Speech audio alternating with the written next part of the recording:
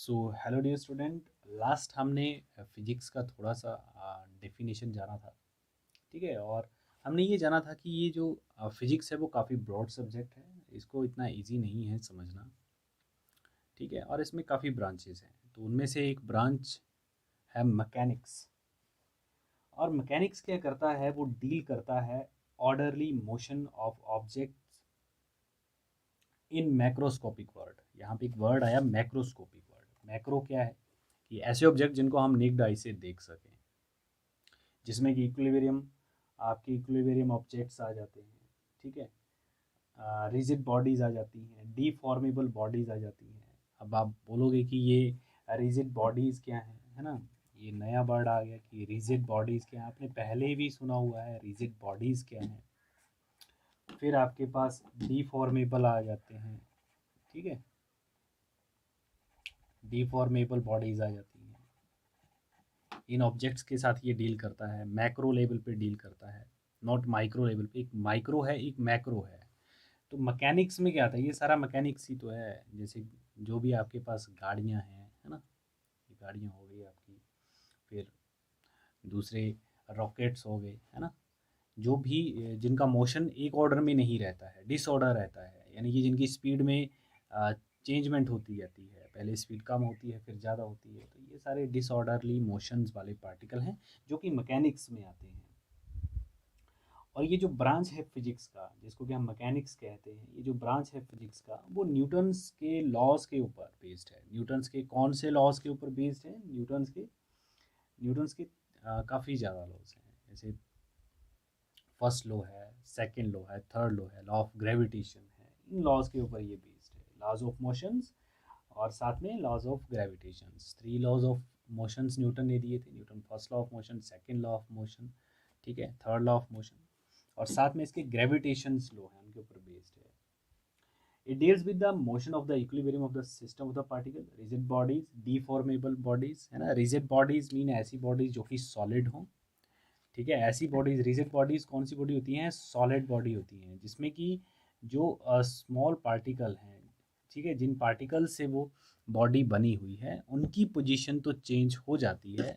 उनकी पोजीशन, वो अपनी पोजीशन तो चेंज कर सकते हैं, लेकिन उस पूरे रिजिड बॉडी की पोजीशन चेंज नहीं होगी, उसमें किसी तरह का कोई मूवमेंट नहीं होगा अगर वो इंटरनल पार्टिकल उसके मूव करेंगे। जैसे आप किसी भी एग्जांपल के तौर पे एक आयरन पीस देख सकते हो, आयरन पीस ले सकते हो, ठीक है, एक स्टोन ले सकते हो। ठीक है, वो सारा रिजिड बॉडी में ही आता है। फिर एक होता है डीफॉर्मेबल बॉडीज, जिनको कि हम डिफॉर्म नहीं कर सकते, जिनकी शेप को चेंज नहीं किया जा सकता, फॉर्मेबल नहीं है, डिफॉर्म नहीं कर सकते इजीली। जैसे आपके पास ये स्केच है, तो इसकी पोजीशन को हम डिफॉर्म कर सकते हैं, इजीली इसको डिफॉर्म कर सकते हैं। The problem which are dealt under the heading of microscopic are large in number. The few familiar problems are propulsion of rocket by jet of injecting gases from the rear of the rocket, propagation of sound wave इसमें आ जाता है, फिर propagation of water wave इसमें आ जाता है। Mechanics सारा ही इसमें macro level पे डील करता है, जिसमें कि रिजिड बॉडी हैं, डीफॉर्मेबल बॉडीज़ हैं, लॉज ऑफ ग्रेविटेशंस और न्यूटन्स के लॉ ऑफ मोशंस के ऊपर ये डील करता है। ठीक है। फिर इसमें सेकंड नंबर पे आता है, वो आता है थर्मोडायनामिक्स। कौन सा आता है? थर्मोडायनामिक्स। अब ये जो थर्मोडायनामिक्स है, देखिए, therm mean heat, therm mean heat. अब इसमें क्या होगा, इसमें ऑर्डरली मोशन नहीं होगा। इसमें एक तो ऑर्डरली मोशन नहीं होगा, ऑर्डरली मोशन मीन कि एक ऑर्डर में मोशन नहीं होगा। ठीक है। इसमें डिसऑर्डरली मोशन होता है। पहली बात तो इसमें आ जाती है, डिसऑर्डरली मोशन होता है इसमें, डिसऑर्डरली मोशन। दूसरा बात कि ये थर्म यानी कि हीट से संबंधित है, और साथ में टेम्परेचर से संबंधित है। हीट, किसी भी ऑब्जेक्ट को अगर हम हीट अप करेंगे तो उसका टेम्परेचर जो है वो चेंज होगा।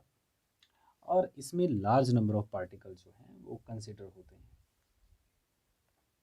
अब ये जो ब्रांच है फिजिक्स का, ये एक तो डिसऑर्डरली मोशन के साथ डील करता है, और साथ ही कंसर्न करता है change in temperature, change in internal energy and change in entropy. अगर किसी ऑब्जेक्ट की हीट चेंज होगी तो उसकी एंट्रोपी भी चेंज होगी। तो थर्मोडायनामिक्स जो है वो ज़्यादातर हीट और टेम्परेचर के साथ ही हम उसमें डील करते हैं, उसकी स्टडी करते हैं। जैसे कि फेमिलियर जो एग्जांपल्स हैं उसके कि रेफ्रिजरेटर किस तरह से वर्क करता है, फिर आपके उसकी परफॉर्मेंस किस तरह से हम कैलकुलेट कर सकते हैं, एफिशिएंसी कैसे फाइंड कर सकते हैं हीट इंजन की, है ना। तो इसमें थर्मोडायनेमिक्स में हम कैलकुलेट करते हैं efficiency of heat engine, coefficient of performance of A refrigerator, है ना, and the direction of various thermodynamic processes. फिर आपके पास थर्ड पोजीशन पे जो आता है इलेक्ट्रोडायनामिक्स। थर्ड पोजीशन पे जो आता है वो आता है इलेक्ट्रोडायनामिक्स। अब ये जो इलेक्ट्रोडायनामिक्स है इसमें हम क्या डील करते हैं, electricity. It deals with the theory of electricity, magnetism and electromagnetic waves. Electricity के साथ ये डील करता है, इलेक्ट्रिसिटी के साथ ये डील करता है, मैग्नेटिज्म के साथ ये डील करता है, साथ में इलेक्ट्रोमैग्नेटिक वेव किस तरह से बनती है उनके साथ भी ये डील करता है। ठीक है। The basis laws of electrodynamics were given by Coulomb, Oersted, Ampere, Faraday and Maxwell. और साथ में जो लॉज, जिन लॉज के आधार पे ये बना हुआ है इलेक्ट्रोडायनेमिक्स, उन लॉज की स्टडी करता है। जैसे कूलम्स हो गया, ऑर्स्टेड हो गया, एम्पियर लॉ है, एम्पियर ने लॉ दिया था, फैराडेज लॉज ऑफ इलेक्ट्रोमैग्नेटिक, सभी ने इलेक्ट्रिसिटी, मैग्नेटिज्म और इलेक्ट्रोमैग्नेटिक वेव्स के ऊपर अपने अपनी थ्योरीज रखी हुई हैं, उनके साथ ये डील करता है। फिर एंटीनाज कैसे वर्क करते हैं, हम रेडियो वेव को कैसे भेज सकते हैं आयनोस्फीयर के अंदर, ठीक है, वोल्टेज और सिग्नल की स्टडी किस तरह से करते हैं, ये सारे हम डील करते हैं इलेक्ट्रोडायनामिक्स के अंदर। ठीक है। फिर आता है sound. It is a branch of physics which deals with the nature and propagation of sound wave. एक तो ये नेचर के साथ डील करता है, डील्स विद द नेचर, किसके साथ डील करता है, नेचर, और किस तरह से साउंड वेव का नेचर कैसा होता है, और साथ में वो चलती कैसी हैं, क्या उन्हें किसी मीडियम की ज़रूरत पड़ती है, हम उन्हें एक जगह से दूसरी जगह तक कैसे भेज सकते हैं, वो सारा डील साउंड और एक्टिक्स में आता है। फिर फिफ्थ ब्रांच है इसकी लाइट और ऑप्टिक्स। अब लाइट और ऑप्टिक्स में हम क्या स्टडी करते हैं, we study the nature and propagation of light. आपने देखा होगा स्कैटरिंग ऑफ लाइट, जो आपका ब्लू कलर है स्काई का, वो क्यों अपीयर होता है, जो स्काई है वो ब्लू क्यों अपीयर होता है, किस तरह से इमेजेस बनती हैं, मिरर किस तरह से रिफ्लेक्शन बताते हैं, मिरर से किस तरह की इमेज बनती है, रिफ्लेक्शन क्या है, रिफ्रैक्शन क्या है, इंटरफेरेंस क्या है, डाइफ्रैक्शन क्या है, पोलराइजेशन क्या है, फिर किस तरह से टेलीस्कोप्स, माइक्रोस्कोप्स जो हैं वो काम करते हैं, उनकी डिस्कवरीज किस तरह से किसने की हैं, सारा का सारा डिस्कशन जो है वो लाइट और ऑप्टिक्स में आता है। ठीक है। तो ये फिफ्थ ब्रांचेस फिलहाल हमने अभी सीखी हैं। कल हम सिक्स्थ यानी कि relativity, nuclear physics, particle physics और क्वांटम मैकेनिक्स के बारे में जानेंगे।